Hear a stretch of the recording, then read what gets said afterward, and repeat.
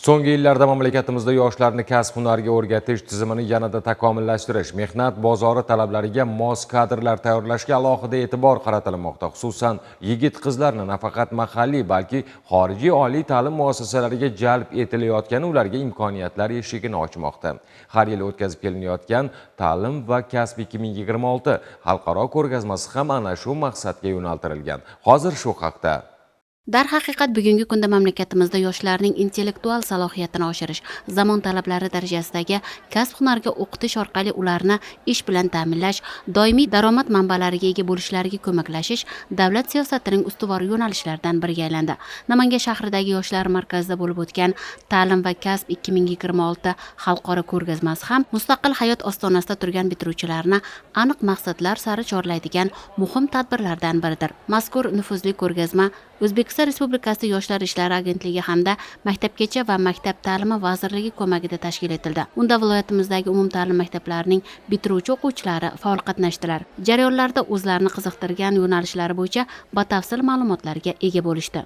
Biz bu yerga 55-umumiy o'rta ta'lim maktabidan tashrif buyurdik. Kelajakdagi o'zimizga, sohamizga oid bo'lgan universitetni tanlash uchun keldik va bu yerda turli tuman universitetlarni ko'rdik, ular bilan tanishdik va o'zimiz uchun kerakli bo'lgan sohaga oid universitetlarni tanlab oldik.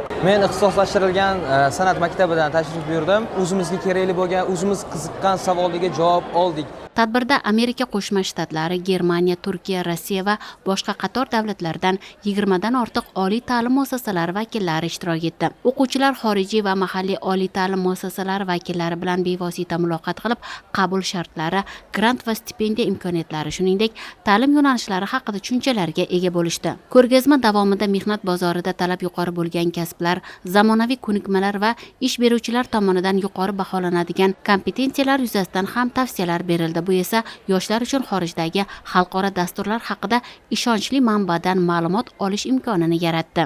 Ushbu ko'rgazmani tashkil etishdan asosiy maqsad Namangan viloyatining barcha hududlaridagi umumta'lim maktabi o'quvchilari hamda kasb-hunar ta'limi, akademik litseylarni, texnikum talabalarini, ya'ni bitiruvchi talabalar ta'lim dargohi bitirgandan so'ng qaysi oliy ta'limga kirishga ikkilanishadi. Bugun ana shu savolga javob olish uchun 15 dan ortiq universitet vakillari bilan bugun to'g'ridan to'g'ri muloqot qilishyapti, o'zlarini qiziqtirgan savollarni berishyapti. Grantlar bo'yicha, chegirmalar, ya'ni scholarshiplar bo'yicha o'zlarini qiziqtirgan savollarni berib, ota-onalar tashrif buyurishyapti.